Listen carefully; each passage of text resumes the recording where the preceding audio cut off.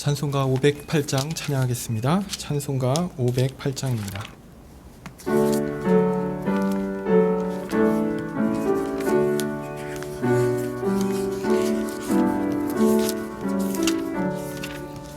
주와 같이 되기를 내가 항상 원하니 온유하고 겸손한 주의 마음 줍소서. 세상에서 우리가 나그네로 있을 때 주의 형상 닮아서 살아가게 합소서. 비록 작은 새라도 잊지 않는 나의 주, 나와 함께 계시어 나를 돌아보소서. 마음이 깨끗하기를 내가 항상 원하니 악한 마음을 버리고 살아가게 합소서.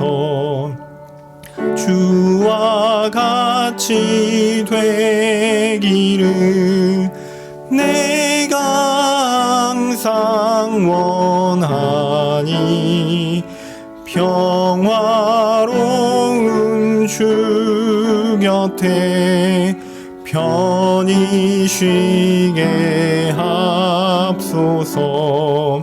주 은혜로 거듭나 말씀 위에 굳게 서 영원 무궁하도록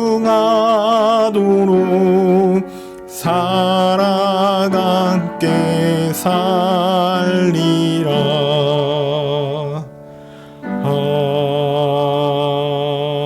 아멘. 아멘. 358장 찬양하겠습니다. 358장입니다.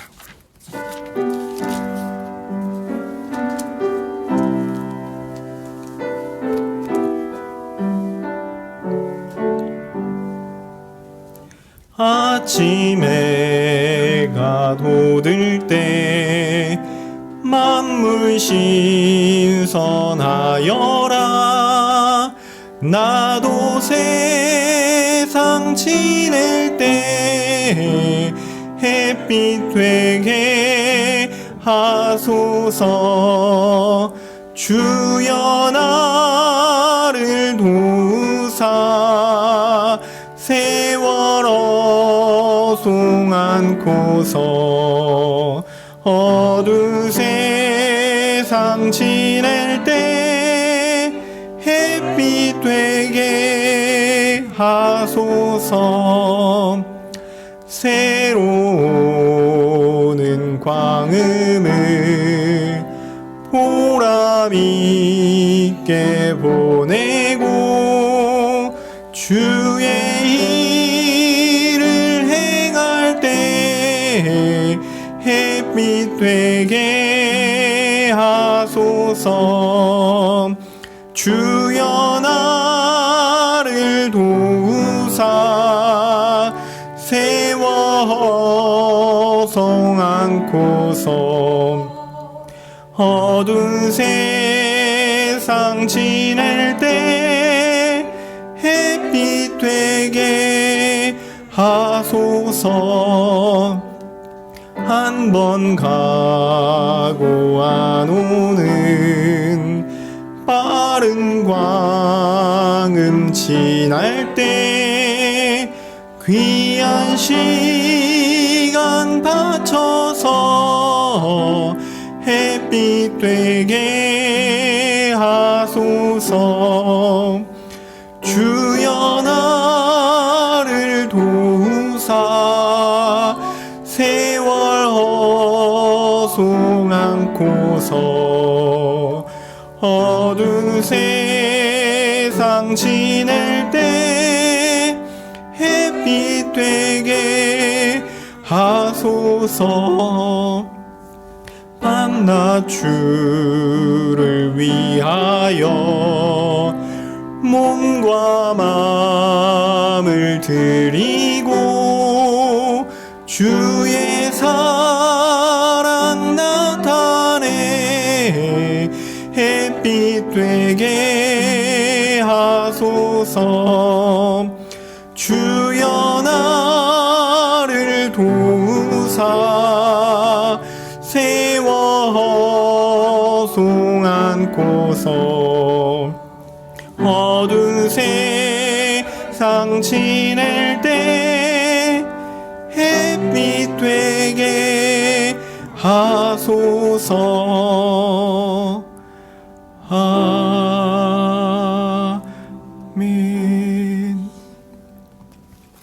47장 한 장 더 찬양하겠습니다. 47장입니다.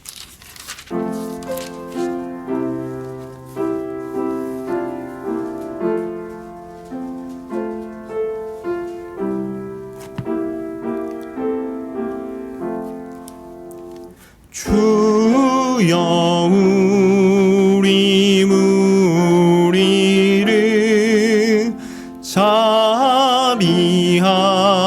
자비하게 여기사 크신 복을 주시고 주의 얼굴 뵈소서. 주의 구원하심을 널리 알게 하시니 천하 만국 백성들 주께 찬송합니다. 주가 다스리시고 바른 심판하시니 나라들이 즐기며 기쁜 노래합니다. 땅에 나는 모든 것 주의 크신 은혜니 천하 만국 백성들 주께 찬송합니다.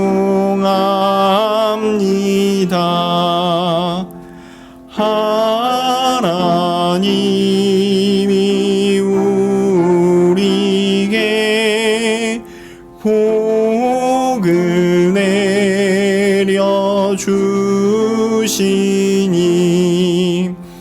땅의 모든 만물이 주를 경외합니다. 아멘.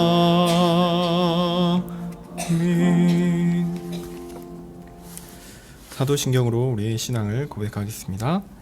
전능하사 천지를 만드신 하나님 아버지를 내가 믿사오며 그 외아들 우리 주 예수 그리스도를 믿사오니 이는 성령으로 잉태하사 동정녀 마리아에게 나시고 본디오 빌라도에게 고난을 받으사 십자가에 못 박혀 죽으시고 장사한 지 사흘 만에 죽은 자 가운데서 다시 살아나시며 하늘에 오르사 전능하신 하나님 우편에 앉아 계시다가 저리로서 산 자와 죽은 자를 심판하러 오시리라.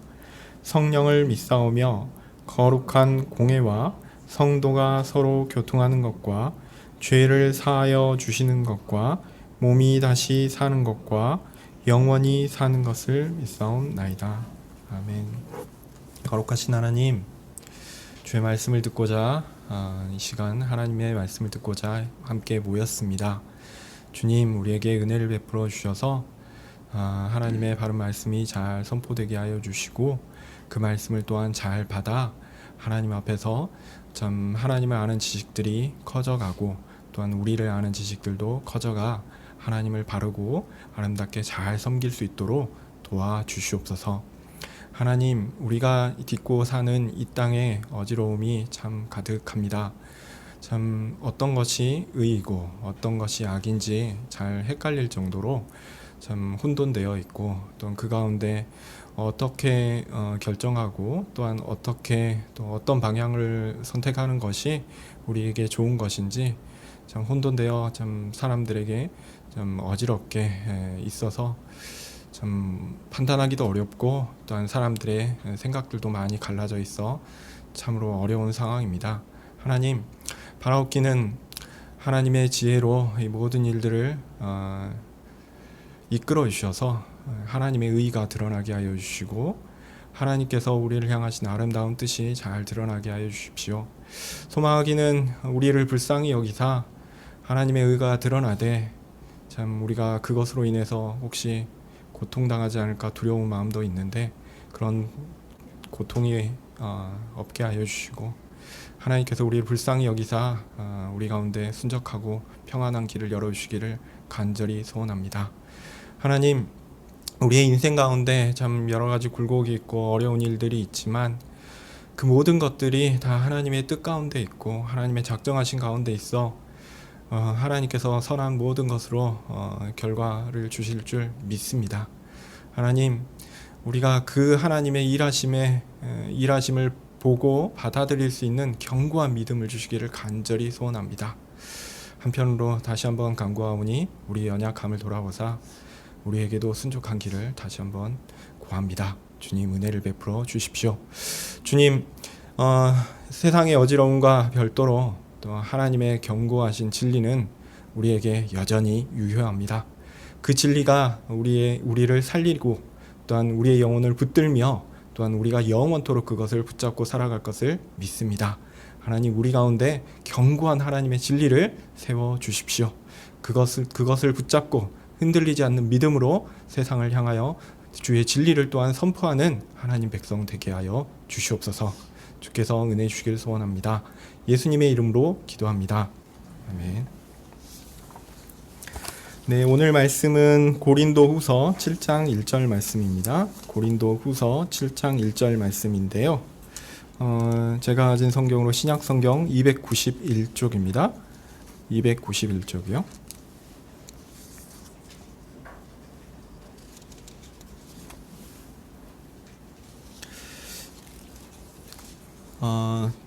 제가 원래는 7장 1절만 살펴보기는 할 텐데요.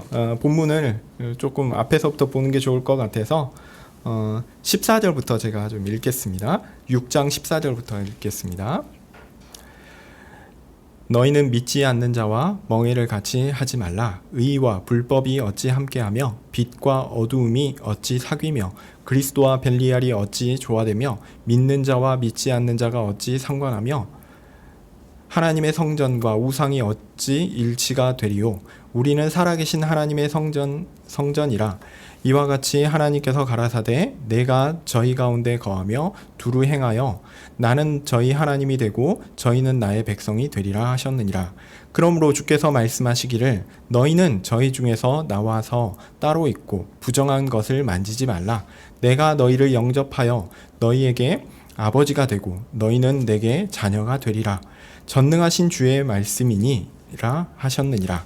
그런즉 사랑하는 자들아, 이 약속을 가진 우리가 하나님을 두려워하는 가운데에서 거룩함을 온전히 이루어 육과 영의 온갖 더러운 것에서 자신을 깨끗게 하자. 아멘. 예, 제가 지난 설교에서는 인간론에 대한 첫 번째 내용을 다루었습니다. 인간론은 사람의 존재와 사역에 대한 이야기를 다루는 신학적 설명입니다. 인간론에서 가장 중요하게 다루어야 하는 내용은 다름 아니라 사람의 존재 가치라고 할 수 있습니다. 사람이 무엇을 했는가에 대한 것이 우선이 아니라 그 사람의 존재가 우선 중요합니다. 사역은 존재가 자신을 드러내는 과정이요 결과라고 할 수 있습니다. 물론 그렇기 때문에 그의 사역을 가볍게 여기거나 쓸모없는 것이다 이렇게 생각할 수는 없죠. 그러나 선후 관계를 따진다면 그 사역보다 존재가 먼저이고 더욱 중요합니다. 사람의 가치도 그렇습니다. 사람이 존귀한 이유는 그 사람이 무엇을 행했고 그 사람이 어떤 결과물을 만들어냈는가, 그런 행한 일의 과정과 결과의 가치 때문이 아닙니다. 사람이 존귀한 이유는요, 그가 만약 존귀하다면 그의 존재가 존귀하기 때문입니다. 이렇게 사람이 존귀하다라는 말은 모두가 동의할 수 있는 공리라고 할 수 있습니다. 그러나 질문이 있습니다. 사람이 존귀하다, 그의 행위가 아니라 존재 자체가 존귀하다라고 하면, 그렇다면 그 근거는 무엇입니까? 사람은 그 자체로 특별한 가치를 지닌 존재입니까? 사실 이 질문에 모두가 만족할 수 있는 답을 주는 것은 어렵습니다. 다만 좀 더 쉬운 방법을 찾자면 상대적 가치를 가지고 이야기할 수 있습니다. 사람은 다른 어떤 피조물보다 가치가 있는 존재입니다. 마태복음 6장 26절에 보면 이런 예를 있죠. 사람은 공중의 새보다 더 가치가 있다라고 얘기하는 본문이죠. 자, 그러면 왜 사람이 가치가 있습니까? 하나님께서 새보다 사람을 더 가치 있게 만드셨기 때문에 가치가 있는 것이죠. 즉, 하나님께서 사람을 더 가치 있게 지으셨고 그렇게 삼으셨기 때문에 가치가 있습니다. 그러므로 사람의 가치를 평가하는 기준은 어디에서 나와야 합니까? 하나님에게서 나와야 합니다. 하나님께서 누가 더 가치 있는가, 무엇이 더 가치 있는가를 부여하는 기준이 되는 것입니다. 사람의 존재가 가치 있는 근거는 다른 기준이 아니라 하나님의 기준에서 파악하는 것이 옳습니다. 하나님께서 사람을 아주 특별하게 창조하셨고 사람에게 특별한 역할을 감당하도록 하셨다. 이것이 사람의 존귀함의 근거입니다. 그래서 사람은 하나님 앞에서 존귀하다라고 할 수 있습니다. 다른 이유로 사람이 존귀한 것이 아닙니다. 하나님께서 존귀하게 하셨기 때문에 존귀합니다. 우리는 사람의 존귀가 만고불변의 진리인 것처럼 생각하는 경우가 있는데요. 사실 그렇지는 않습니다. 하나님과 상관없는 사람의 가치는 그 가치가 완전히 없어져 버리는 뭘 이해된 가치라고 할 수 있습니다. 사람을 창조하시고 모든 역사를 주관하시는 하나님과 상관없이 사람을 두면 그것은 모래 위에 쌓은 집이나 다름이 없습니다. 보기에는 멋있어 보이고 그가 행한 일이 뭔가 위대해 보이죠. 그리고 그가 행한 업적은 튼튼해 보일지 모릅니다. 그런데요, 하나님께서 그냥 한번 쑥 지나가시면 그냥 무너지고 마는 그런 것입니다. 사람의 존재와 행함이 하나님과 관계가 없다면 그것은 정말 허망한 것이요, 아무런 가치가 없는 것이요, 전혀 존귀하지 않은 것입니다. 하나님과 떨어져서 사람이 존귀하다? 이것은 의미가 없다는 얘기입니다. 사람의 존귀는 사람 자체의 존귀한 것이 아니라 하나님께서 그를 존귀하다라고 정하셔야 존귀한 것입니다. 우리는 이 사실을 잊지 말아야 합니다. 우리는 하나님께서 창조하신 존재요, 존귀케 하신 존재라는 것을 인정하는 것은 우리의 존귀함을 드러내는 최고의 방식입니다. 하나님과 떨어져서 내가 얼마나 위대한 존재인가 이걸 드러내는 것 아무 의미 없습니다. 하나님께서 우리를 얼마나 존귀한 존재로 만드셨는가를 드러내는 것이 최고의 존귀입니다. 우리는 하나님께 붙어 있을 때 가장 존귀합니다. 성경은 이것을 뭐라고 표현하냐면, 우리가 지난번에 제가 살펴봤던 본문에 따르면 겸손이라고 부릅니다. 또한 여호와를 경외하는 것이라고 부릅니다. 여호와 하나님께 붙어 있는 것, 그것이 존귀요, 또한 겸손이요, 하나님을 경외하는 것입니다. 하나님께서 나를 창조하셨다라는 것을 고백하고 내가 스스로 존귀한 것이 아니라 하나님께서 나를 존귀케 하셨구나라는 것을 인정하는 것입니다.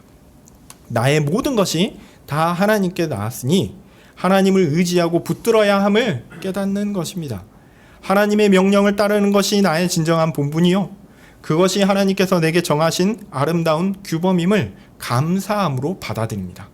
하나님이 이렇게 하라고 그랬어. 나 정말 지키기 싫은데 하나님은 나를 규범 가운데 가둬놓는 그런 억압적인 존재야. 아니랍니다. 아닙니다. 하나님은 그렇게 사는 것이 인생의 최고의 규범이라는 것, 그것을 벗어나는 것이 우리의 악행이요 우리의 불행이다라는 것을 말씀해 주신 것입니다. 하나님의 명령을 따르는 것이 우리의 본분이요 가장 아름다운 것임을 우리는 받아들이게 됩니다. 그래서 전심으로 하나님께서 명령하신 것 뭐죠? 하나님을 사랑하고 이웃을 사랑하기로 결심하며 하나님께서 우리에게 주신 존귀함을 지켜 나아가고자 최선을 다합니다.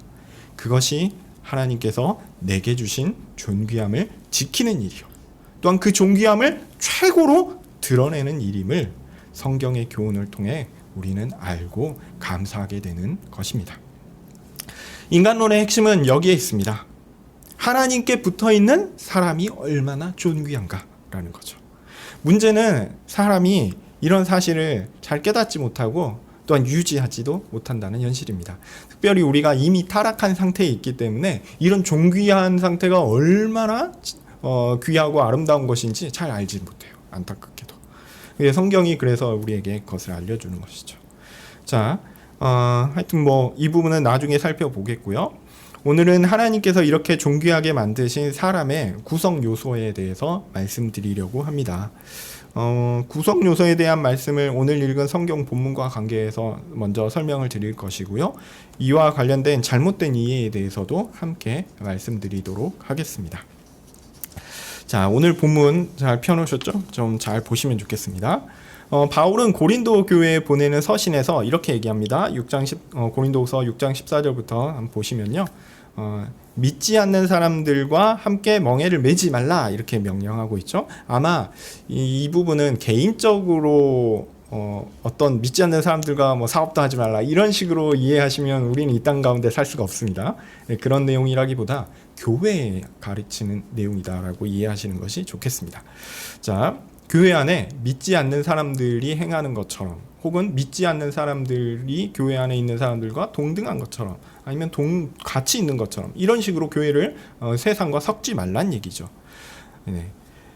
왜냐하면 그 의와 불법이 함께할 수 없고 빛과 어둠이 사귈 수 없고 그리스도와 벨리알이 조화될 수 없고 믿는 자와 믿지 않는 자가 상관할 수 없고 하나님의 성전과 우상이 일치할 수 없기 때문이다 라고 이야기합니다. 교회의 성도는 살아계신 하나님의 성전입니다. 하나님께서 임재하시며 하나님을 섬기는 거처이기 때문에 너무나 당연하게 거룩한 존재입니다. 하나님 앞에서 세상과 구별된 존재라는 거죠. 그러므로 하나님께서 명령하신 것을 따르는 거룩한 삶을 사는 것은 이 교회에 너무나 당연한 일입니다. 하나님을 섬기는 것이 사람의 본분이기 때문에 그렇죠. 16절 후반부 같은 경우 보면 여러 구약 성경의 본문들을 함께 인용했습니다. 근데 내용 자체는 어렵지 않습니다. 왜냐하면 하나만을 이야기하고 있기 때문에 그렇죠. 하나님의 성전이니 하나님께서 임하시고 하나님께서 다니시며 하나님께서 행하시는 곳입니다. 바로 그곳이 하나님의 소유입니다. 그래서 성전인 사람들은 하나님의 백성이 되고 하나님께서 그들과 함께 계시니 하나님은 그들의 하나님이 됩니다. 사람이 존귀한 가장 중요하고 핵심적 근거가 다 여기 들어가 있습니다. 하나님은 자기 백성과 함께 계심으로 그들을 거룩하게 하십니다. 놀랍게도 하나님은 자기 백성들 가운데 거하시고 두루 다니십니다. 그래서 하나님의 백성이 다니며 행하는 것에는 누가 함께 하십니까? 하나님이 함께 하십니다. 그래서 하나님의 백성이 다니며 행하는 것은 반대로 하나님의 일하심이 드러납니다. 그래서 하나님의 백성들이 하는 일, 교회가 하는 일에는 하나님의 일하심이 드러나게 되어 있습니다. 17절은 이렇게 하나님의 백성인 고린도 교회의 성도들을 향하여 명령하고 있습니다. 그러므로 이제 그들 중에서 나오라. 세상이 아까운데 머물러 있지 말라라는 거죠. 떨어져라. 주께서 이렇게 말씀하십니다. 악을 행하며 세상에 속하여 하나님과 상관없이 살아가는 자들과 분리되어야 한다는 거죠. 교회는 그런 삶을 살면 안 된다는 것입니다. 그리고 이제 부정한 것을 만지지 말아야 합니다. 하나님께서 거짓되다고 더럽다고 죄라고 말씀하신 것에서 벗어나야 합니다. 이것이 바로 바울이 요구한 것이죠. 자, 이런 명령을 한 이후 그들이 바울의 교훈을 따라 고린도 교회 성도들이 이런 명령을 한 이후에 그들이 바울의 교훈을 따라 하나님의 교회를 깨끗하게 한다면 바울 자신이 고린도 교회의 성도들의 진심을 알고 그들을 받게 될 것이다. 이렇게 따르라라고 얘기하죠. 그리고 18절은 바울이 이렇게 말한 것에 근거가 되는 내용을 덧붙이고 있습니다. 전능하신 주님께서 말씀하시기를 내가 너희 아버지가 되고 너희는 내 자녀가 되리라고 하셨기 때문입니다. 바울은 하나님의 백성이라면, 하나님의 자녀라면, 하나님의 교회라면 하나님을 대적하고 있는 세상과 구분되어야 하고 분리되어야 한다라고 이야기합니다. 그 세상과 함께 악을 행하는 것을 그만둬야 한다고 강력하게 권면하는 것이죠. 그리고 그것을 인정하는 것은 그들이 지금까지 교회 안에서조차 세상적 방식으로 해왔던 것들을 버리는 것으로 드러나게 될 것입니다. 바울은 그 일을 기대하고 있습니다. 교회가 세상적인 것을 버리고 깨끗하여지는 것을요. 이제 사도 바울은 7장 1절에서 강력한 말로 그들에게 덧붙입니다. 약속을 소유한 이 사람들아, 하나님께서 구원하시겠다고 약속하셨는데 그 약속이 얼마나 소중하고 견고한 것인가. 그 약속을 소유한 사람들아 부르고 있죠. 바울은 그 사람들을 자신이 사랑하는 사람이라고 표현하고 있습니다. 사랑하는 사람들아, 이제 그들에게 진정해야 할 일을 다시 강조하며 반복하여 권면합니다. 우리 자신을 육과 영의 모든 더러운 것에서 깨끗하게 하자. 하나님을 경외함으로 거룩을 이루자. 일종의 결론입니다. 하나님의 구원의 약속을 가진 사람들아, 나의 사랑하는 사람들아, 즉 하나님의 교회여, 모든 악에서 떠나자. 깨끗하여지자. 악을 떠나자. 그리고 하나님을 두려워하는 마음으로 경배하며 하나님께서 우리에게 요구하시는 거룩을 따라가자. 세상은 결코 교회와 같을 수 없다라는 이야기입니다. 세상에서 좋은 것을 쫓아가면 너무나 자연스럽게 하나님의 교회라 할지라도 하나님과 멀어지게 됩니다. 진정한 구원은 무엇입니까? 진정한 구원은 하나님께서 기뻐하시고 좋아하시는 것을 따라가는 것입니다. 우리의 부족한 모습을 깨닫고 죄악된 삶을 보게 된다면 즉각 그곳에서 벗어나야 합니다. 바울과 같이 우리의 연약한 모습을 드러내는 사람들이 있어요.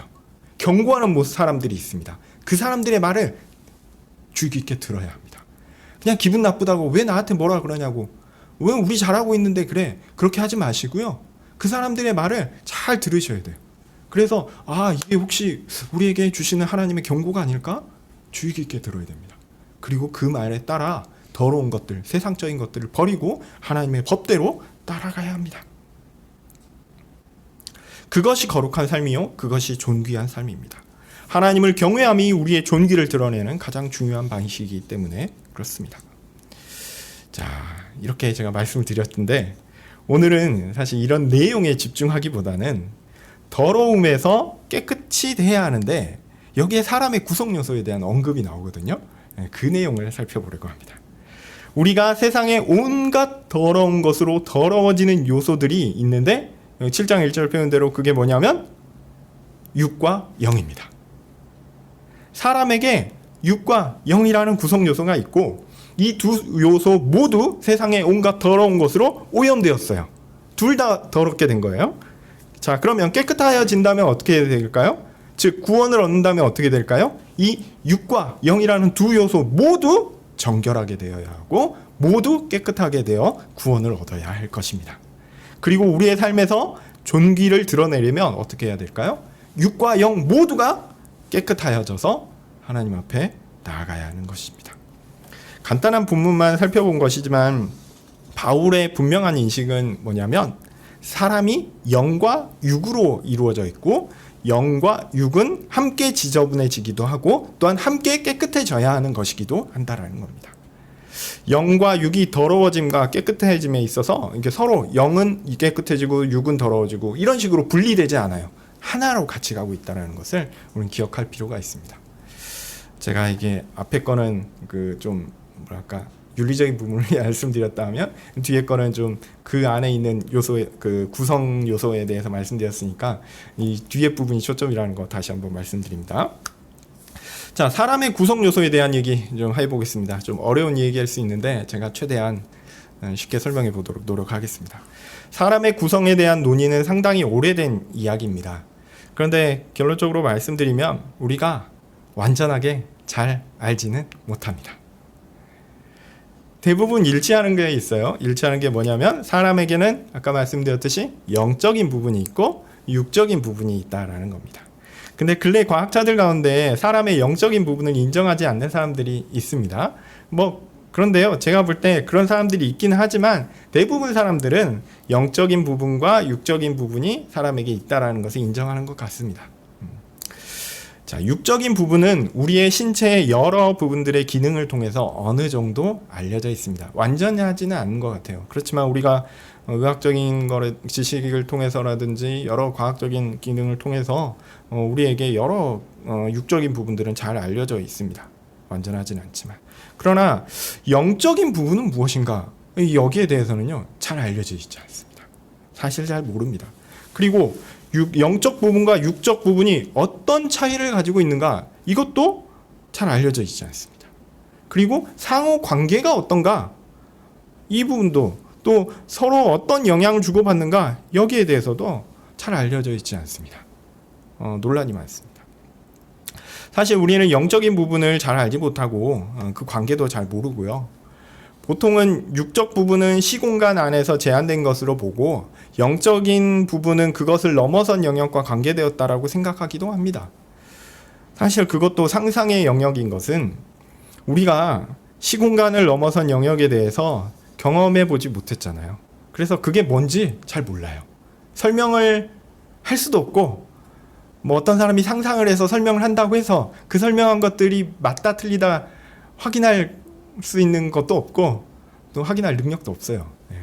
그렇습니다. 하여튼 우리에게 조금은 알려졌기 때문에 그래서 아는 부분이 있기는 하지만 또한 그렇지 않은 부분들도 있어서 좀 어려운 부분입니다. 그렇지만 우리가 분명하게 어느 정도 동의된 부분이 있다라고 얘기할 수 있는 것은 이겁니다. 사람에게 영적인 부분과 육적인 부분이 있다라는 얘기죠. 성경은 이런 영적인 영역이 있고 육적인 영역이 있다라는 사람들의 보편적 견해가 틀리지 않았다라는 것을 알려줍니다. 사람의 부분이 아니라 그 사람 전체를 가리키는 경우 사람의 어떤 일부분이 아니라 전체를 가리킬 때 어떻게 얘기하기도 하냐면 영과 육이 함께 사용되는 경우가 있거든요. 대표적인 예가 오늘 본문입니다. 그래서 고린도후서 7장 1절에 보면 육과 영이 함께 사용돼요. 조금 후에 이 부분에 대한 내용들도 더 말씀드리도록 하겠습니다. 그래서 그 사람이 영적인 부분과 육적인 부분으로 구성되어 있다라는 어떤 일반론적인 부분에서는 어느 정도 동의가 있다라고 생각됩니다. 그런데 어떤 사람들은 이 영적 부분과 육적 부분이 구성되어 있지만 실제로는 좀 더 세밀하게 구분해야 한다라고 생각하는 사람들이 있었습니다. 보통 영, 그 다음에 육이 있고 그 중간에 혼이라는 것을 둬요. 그래서 영, 혼, 육, 요 세 부분으로 사람이 구성되어 있다라고 주장하는 사람들이 있습니다. 세 부분으로 구성되었다고 주장을 하니까 보통 삼분설 이렇게 얘기합니다. 삼분설. 그래서 영, 혼, 육 이런 구조입니다. 근데 이것은요 플라톤 철학에서 나온 내용들을 사실은 반영하고 있습니다. 플라톤은 그 형이상학적 영역, 우리가 인지할 수 있는 영역을 넘어서는 어떤 신적 영역이 있고 그곳에 있는 신적 존재가 있다고 보고 그 다음에 그것이 투영되어서 세상 가운데 시공간 안에서 실현되는 물질 세계가 존재한다고 생각합니다. 그래서 그 저 위에 있는 영적 세력 혹은 그 그 영적 세력이 있고 여기에는 물적 세력이 있는데, 근데 이 둘 사이를 연결해야 되잖아요. 근데 연결하는 게 현실적으로 불가능합니다. 왜냐? 너무 존재적인 차이가 크니까. 그것을 중간에서 중개하기 위한 존재가 필요한데, 그래서 이제 그 중간에 있는 존재를 보통 로고스라고 얘기하거든요. 로고스라는 거는 말입니다. 말은 상호 두 사람 가운데 두 사람의 생각을 주고받을 수 있는 연결 통로가 되잖아요. 그래서 이제 로고스가 중개적인 존재가 되는 거예요. 그래서 저기 신적 존재와 또 물질적인 세상 사이에 이 로고스에서 세 존재가 있다라고 보통 생각합니다. 플라톤의 어떤 신관에 있어서는 그렇습니다. 그러니까 신 중간에 로고스 이렇게 그 다음에 세상 물질 이렇게 세 존재가 있는데요. 이런 구조를 바탕으로 사람의 구조도 동일하게 이렇게 이루어진 것 아닌가 이렇게 이해하는 것입니다. 그래서 저기 신적인 영역과 관련된 것은 영이요. 또한 물질적인 영역과 관련된 것은 육이요. 또한 그 신적인 영역과 물질적인 영역을 중개하는 로고스에 해당되는 것을 혼이다 이렇게 이해하는 것이죠. 사람의 영은 혼이라는 중간적 요소를 통해서 사람의 육과 관계를 맺는다라고 이해를 합니다. 영은 사람에게 가장 고귀한 부분으로 철학적으로 형이상학적 신과 연결될 수 있는 고상한 부분이고, 또한 그래서 불멸의 특징을 가지고 있다라고 이해합니다. 왜냐하면 신적인 요소는 불멸적인 요소이기 때문에 사람에게 영적인 요소가 신과 관련된다면 불멸의 기능을 가질 수밖에 없다라고 이해하는 것이죠. 육은 몸과 관련된 것이고, 또한 저 영적인 신적 세력에 비해서 이 육은 굉장히 저급한 것입니다. 저급한 것이기 때문에 죽음을 면할 수 없다라고 보고, 반면에 혼은 어떻습니까? 이 영을 닮았어요. 신적인 요소를 닮았기 때문에 불멸의 존재로 보입니다. 동시에 신적 존재만 닮은 것이 아니라 이 중간에 있기 때문에 물적 세상과 육적인 존재와 또 닮아 있습니다. 그래서 어떤 의미에서는 불멸인 것처럼 보이지만 어떤 의미에서는 죽음을 면할 수 없는 존재로 보입니다. 자, 영은 사람의 근원적 부분으로 비물질적인 것이지만 혼은 물질적 요소인 육과 비물질적 요소인 영을 이어주는 중간적 요소라고 생각하는 것이죠. 이와 유사한 방식의 이해이지만 육은 사람의 본성의 물질적 부분, 혼은 동물의 생명의 원리, 영은 하나님과 관계하는 합리적이며 불변하는 요소로 간주되기도 합니다. 좀 어려울 수 있는데요. 그러니까 육은 그냥 우리의 욕구 그대로 감성적인 욕구 그런 거 따지는 거고요. 혼은 우리의 숨이 붙어 있잖아요. 우리가 살아 있잖아요. 그 살아 있다라는 것을 증명해주는 어떤 그런 비가시적인 요소입니다. 근데 영은 뭐냐면 하나님과 신적인으로 관계하는 요소인 거예요. 그래서 이 혼은 이 물질적인 육체하고 맞닿아서 같이 육체가 살아 움직이게끔 기능하는 것이다 라고 할 수 있죠. 네. 엄밀하게 얘기해서 이 3분설 자체가 성경적이지 않다라는 얘기를 하려고 오래 또 얘기하는 건데, 또 이게 제가 얘기할 테니까 어느 부분에선 좀 이해하셨으면 좋겠습니다. 자, 3분설을 주장하는 사람들이 가장 중요한 근거로 여기는 성경 구절이 있습니다. 데살로니가 전서 5장 23절인데요.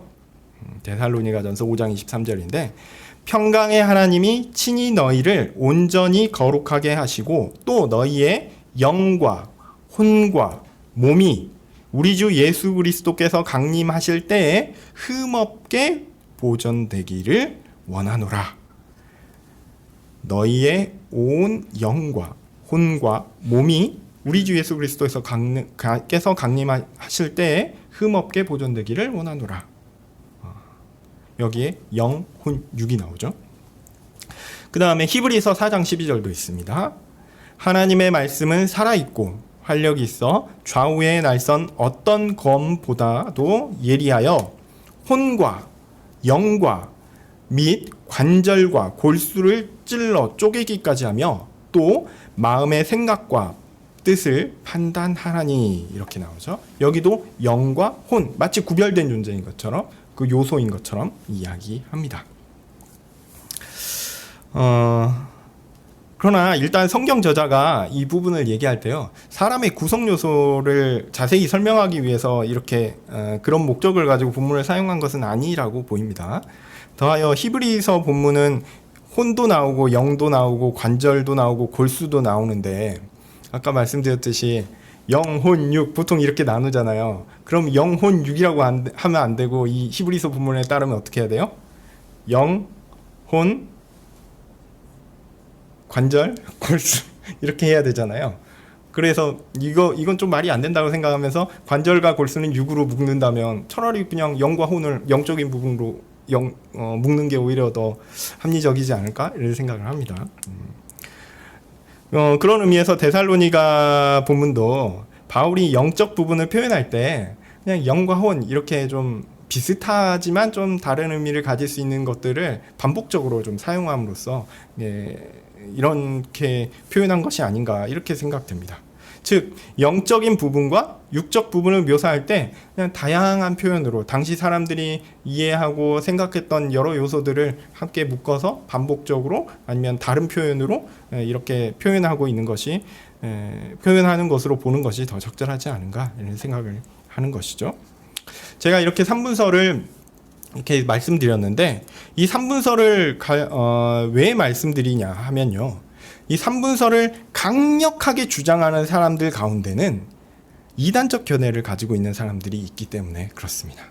이 3분설이 이단적 견해에 아주 중요한 근거가 되기 때문에 주야 말씀드리는 것입니다. 자, 이들의 견해에 따르면 사람은 영, 혼, 육으로 구성되어 있고, 영은 아까 말씀드렸듯이 뭐하고 관련된 거죠? 신과 관련된, 하나님과 관련된 선한 부분이고 좋은 부분이고요. 혼은 주로 육과 관련된, 생명유지와 관련된 거죠. 그 비물질적이고 비가시적인 그런 기능을 한다 그랬으니까 혼은 주로 육과 관계된 중개적인 부분이고, 육은 물질적인 부분입니다. 자, 여기에 기독교적 요소가 딱 투입되면 어떻게 되냐면, 타락을 가지고 설명하면요, 사람이 하나님의 선하고 아름다운 영적 수준에서 떨어져 타락을 했죠. 그런데 이 타락으로 인해서 영향받은 부분이 혼과 육이라는 것입니다. 영은 타락하지 않았다라고 봅니다.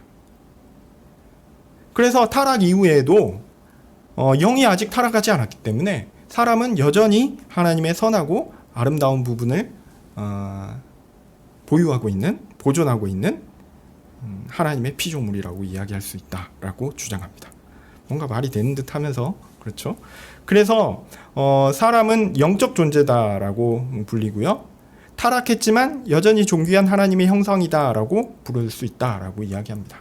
반면에 혼과 육은 타락해서 사람으로 하여금 하나님께 나아가지 못하게 만드는 악한 부분이라고 이야기합니다. 그래서 영은 깨끗한데, 선한데, 혼은 더럽습니다. 영은 깨끗한데 혼과 육은 더럽죠. 그래서 어떤 의미에서 자아 안에서 충돌하는 것 같습니다. 이런 자아 충돌적 사태를 해결하려면 어떻게 해야 되느냐? 영이 선하니까 영의 방향을 따라가야 되는 것이죠. 그래서 우리에게 필요한 건 뭐냐면, 영이 적절한 기능을 해서 이 더러워진 혼과 육을 잘 제어해서 바르게 돌아가도록 하는 것이다 라고 이야기합니다. 사람에게 영이 타락하지 않았기 때문에, 선한 것으로 남아있기 때문에 여전히 사람에게는 가능성이 있어요. 왜냐하면 선한 것을 따라가면 되거든요. 이 혼과 육이 악한 것에 묻어있고 악한 방향으로 나아가지만, 영이 선장이 되어서 이 혼과 육을 잘 끌고 가면 선한 곳으로 이끌 수 있다라는 이야기입니다. 아직 영이 타락하지 않았기 때문에 혼과 육을 이끌어서 선한 영역으로 가게 할 수 있다는 거죠. 자, 그러면 구원이란 무엇입니까?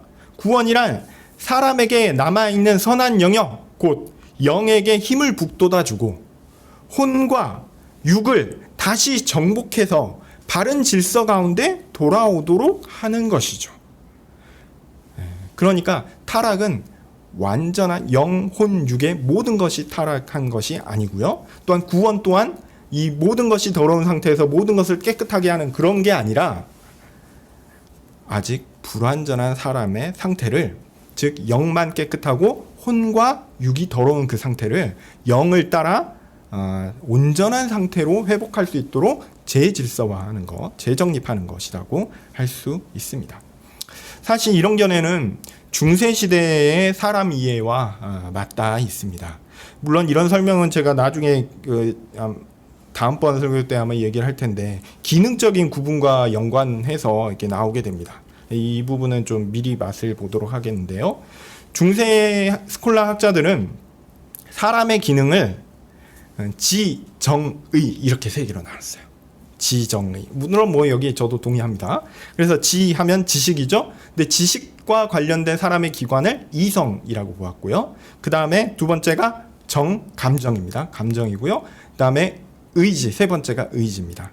행위는 어떻게 나오냐면 지식을 통하여, 감정을 통하여 의지로 말미암아 나오는 것입니다. 그래서 행위는 의지의 것이에요. 그리고 이 기능, 여기서 이 기능을 하는 기관들, 영, 혼, 육의 기관들을 이게 배정을 하는데요. 거칠게 말하면 지식은 영과 관련된 것입니다. 깨끗한, 타락하지 않을 수 있는 영과 관련된 것이고요. 감정은 어떠냐면 혼에 관련된 거예요. 혼. 그리고 의지는 육적인 겁니다. 그러니까 육은 당연히 뭐 행동하는 것이니까 의지가 육적인 것과 관련된다, 이렇게 얘기할 수 있죠.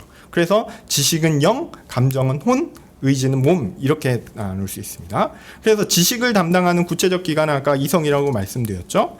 하나님은 사람을 하나님의 형상으로 만드셨는데, 하나님의 형상이란 게 뭐냐, 이 부분도 제가 다음 시간에 다음번 설교 때 말씀드릴 겁니다.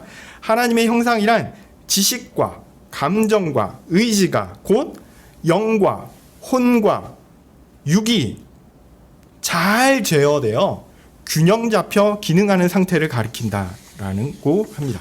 그러니까 하나님의 형상을 따라, 하나님의 따르신 법대로 하나님을 알고 하나님이 정하신 그것들을 감정으로 원하면서, 또한 그 감정이 원하는 것들을 바르게 의지로 실행하는 것, 이것이 균형 잡힌 상태요. 이런 상태를 의의 상태라고 부르고요. 이런 상태를 조화로운 상태라고 이야기했습니다. 하나님께서 사람을 창조하셨을 때 상태가 바로 이것입니다. 하나님은 사람을 조화롭게, 질서 있게 창조하셨어요. 어떻게 하셨냐면 하나님께서 지식을 통해서 우리에게 하나님의 바른 것들을 알려주시고, 또한 감정을 통해서 그것들을 적극적으로 잘 원하게 하시고, 또한 의지를 통해서 그 원한 것들을 잘 실현하게 하셨습니다. 이런 영과 혼과 육의 질서를 통해서 조화가 이루어지고 의가 이루어진다라고 이야기했습니다. 이렇게 질서와 의로움의 상태는 지식을 담당하는 부분, 곧 이성이 감정을 잘 제어하여 의지를 정상적으로 잘 움직여 의로운 행동에 이르게 하는 것입니다.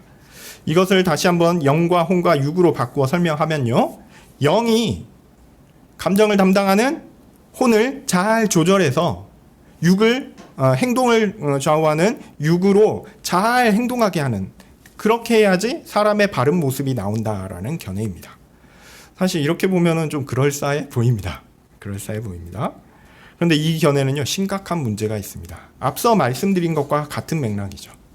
원의를 사람의 본성의 조화로운 상태, 즉 이성이 감성을 잘 조절하여 의지로 하여금 잘 행동하게 하는 것으로 이해하기 때문에 죄라는 상태를 어떻게 보냐면요, 이런 질서가 깨어진 상태를 죄라고 봅니다. 원의가 깨어진 상태를 원의가 깨어진 상태로 봅니다. 즉 이성이 행동을 제어해야 하는데 이성이 주가 아니고요, 감성이 주가 돼요. 가운데 있는 감성이 주가 되어서 행동을 제어하면 이성이 가르치는 바 바른 질서대로 하지 않고 감성이 원하는 대로, 내가 감성이 원하는 대로 임의로 이끌어지니 이 질서가 깨진 겁니다. 지성이 위에 있어야 되는데, 이성이 위에 있어야 되는데 그게 아니라 감성이 위에 있어서 행동을 좌지우지한다는 이야기죠. 그렇게 해서 질서가 깨져서 이상한 행동의 결과가 나온다라는 거죠. 반대로 이 물질서의 상태를, 곧 죄의 상태를 되돌리려면 어떻게 해야 될까요? 이렇게 거대해진 감성을 축소시키고 제어해서 이성에게 이 감성이 순복하도록 해야 합니다. 어떻게 하면 될까요? 우리의 감정적인 욕구들을 싹 잘라내는 것입니다. 금욕을 왜 합니까? 우리의 감성적인 욕구를 제어해야지, 이성이 가르치는 바대로 잘 제어를 해야지 행동에 바른 것이 나온다라고 생각하는 원리가 사실은 여기서 나옵니다.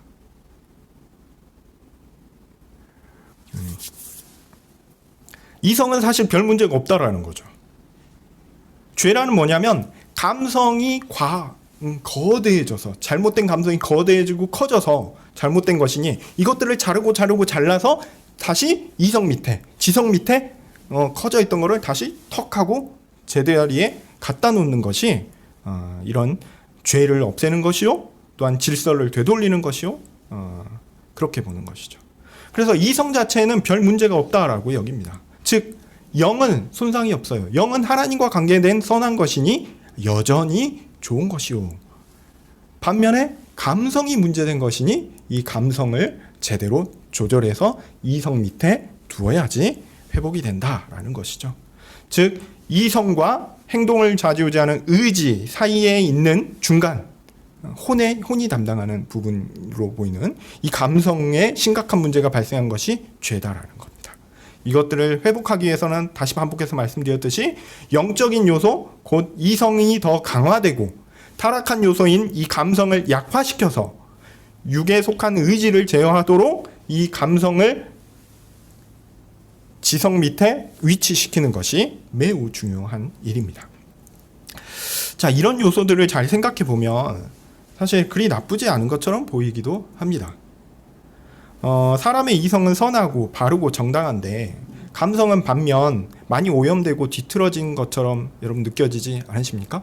이 시대 사람들이 다 그렇게 생각해요. 실제로 저도 그래, 우리가 몰라서 안 지키는 게 아니라 싫어해서 안 지키는 거지. 감성의 문제. 내가 아는 것들은 제대로 됐지. 근데 내가 잘 못 지키는 거, 원하는 게 감성적인 부분이 문제됐지. 이렇게 생각하지 않습니까? 우리가 이성과 이 감성을 분리해서 생각하는 거예요. 저에게도 너무 자연스러운 일이었습니다. 우리의 행위를 낳는 의지는 이성의 선한 교훈을 따라야 하는데 감성에 오염된 명령을 따르니 죄악에 물든 행동이라는 결과를 낳는 것이 아닐까? 달리 표현하면 영은 아직 선하여 제 역할을 할 수 있는데 혼이 오염되어서 중간에 제대로 역할을 잘못했고 그 결과 육이 죄악된 행동을 낳은 것이 아니지 않겠냐, 이런 견해이죠. 물론 제가 지정의를 영, 혼, 육의 1대1로 제가 대응시킨 것에 대해서는 달리 보는 학자들이 있을지는 모르겠습니다. 달리 보시는 분들이 있을지 모르겠어요. 근데 제가 보기에 이렇게 삼분설을 주장하는 사람들이나 중세 스콜라 진학에서 인간에 대한 구조에 대해서 설명하는 것이나 그 동작하는 방식은 똑같습니다. 모두 영 혹은 지성과 이성이 완전히 오염되지 않았다라는 것에 초점이 있어요. 그리고 그것이 그 영이나 지성 혹은 이성이 잘 활동해서 감성 혹은 혼을 잘 컨트롤하면 육적인 요소까지 다 커버할 수 있다라고 생각하는 것이죠. 그 구조, 시스템이 잘 회복되면 구원에 이를 것이다 라고 생각하는 것입니다. 여기에서 구원에 이르게 하는 은혜는 철저히 보조적 역할을 합니다. 감성이 너무 비대해지니까 야 그거 아니야 라고 다듬어주고 우리를 설득해주고 좀 더 이성을 키워주고 좀 더 지식을 키워주고, 그래서 그 지식에 힘을 줘서 감성을 잘 컨트롤할 수 있게끔 하는, 그렇게 돕는 역할을 합니다. 철저히 보조적인 것입니다. 잘못된 것을 수정하도록 옆에서 보조하고 힘을 북돋아주는 것. 자, 이렇게 하면 구원의 주체는 누구입니까? 도와주는 하나님인가요? 아닙니다. 영과 혼과 육을 지닌 사람입니다. 구원의 과정에 있어서 하나님이 하시는 일은 보조적이에요. 돕는 거예요. 우리로 어떻게든 움직여서 제대로 된 질서를 잡게끔 하게끔 돕는 거예요. 실제로 구원하는 주체는 누굽니까? 사람입니다. 이런 결론을 내기 위한 수순으로 삼분설을 주장한다면 이것은 심각한 문제가 있습니다. 물론 제 생각에 삼분설을 주장하는 모든 사람이 이런 입장은 아닐 것입니다. 그러나 삼분설을 주장해야만 하는 근원적 이유를 가진 사람들의 경우 이런 입장을 가진 사람들, 이런 견해를 가지고 주장하는 사람들이 많이 있을 것입니다. 그러니까 삼분설을 혹시 누가 얘기하면 주의하셔서 좀 들어보셔야 됩니다. 혹시 그냥 잘 몰라서 그냥 뭐 영육혼 이렇게 나누면 쉽지 이렇게 생각해서 그냥 얘기하는 것이면 잘 설득을 해서 그런 부분 그렇지 않고 영적인 부분과 육적인 부분으로 나눈 것이 더 성경적이다 이렇게 알려주시면 되고요. 만약 이 사람이 진짜 뭔가 영육혼으로 나누는 것이 아까 말씀드렸듯이 구원론적인 그런 치명적인 우리가 볼 땐 치명적이지만 그 사람들이 볼 때 견고한 주장을 하기 위한 근거로서 삼분설을 주장한다면 단호하게 쳐내셔야 됩니다.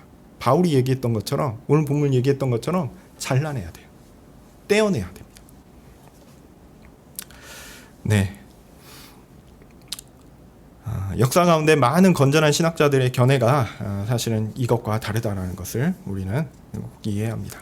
성경의 교훈을 살펴볼 때 가장 중요한 울타리는 성경의 신학적 통일성이라는 점에서 우리는 은혜로 말미암은 구원이 아닌 사람의 역할을 강조하는 신인 협동설이나 아니면 구원에 있어서 사람의 주도권을 암시하는 어떤 구조적인 결론을 내기 위한 뭐 어떤 원리로서 제시되는 이론은 받아들여서는 안 됩니다. 자, 이런저런 말씀을 드렸지만 결론은 단순합니다. 사람에게는 영적인 부분이 있고요, 육적인 부분이 있다라는 것입니다. 영과 육의 관계에 대해서 짧게 말씀드리고 마무리하려고 합니다. 앞서 삼분설을 말씀드리면서 그것이 플라톤의 철학에서 영향을 받았다고 말씀드렸죠. 영적인 실체가 있고 또 육은 영적 실체의 반영이라는 의미입니다. 자, 그러면 뭐가 더 중요하다라는 생각을 하는 거죠, 이 사람들은? 영이 더 중요하고 육은 덜 중요하다라는 생각을 하는 것이죠. 그래서 스토아 철학 같은 경우에도 우리는 진짜 실체인 영으로 나아가야 하고 육은 뭐냐면 영의 감옥이라고 생각했어요. 저게 제일 좋은 거니까 육은 뭐냐면 영을 가둬놓는 일종의 감옥이었던 거죠. 그래서 우리의 영이 육에서 해방되어야 한다라고 생각했고요. 그것을 구원이라고 생각하기도 했습니다. 그래서 스토아 학파 사람들에게 가장 쉬운 구원의 방법은 뭐였냐면 자살하는 것입니다. 왜냐하면 육체를 벗어나서 영이 떠나는 것, 그거니까요. 또 다른 사상은 또 뭐가 있냐면 조로아스터교, 배화교, 이원론과 비슷한 영지주의나 마니교 사상인데요. 뭐 옛날 이야기 같아서 여러분 그렇게 보이시죠? 아닙니다. 실제로 우리가 대부분 아는 이원론이 여기 근원하고 있습니다. 영은 선하고 좋은 것이고 육은 악하고 나쁜 것이라는 이원론입니다. 참 재밌는 사상인데요. 그럼 이 세상은 육입니까? 영입니까? 육이죠. 세상은 악한 것입니다. 그러니까 세상을 창조한 신은 선한 신입니까? 악한 신입니까?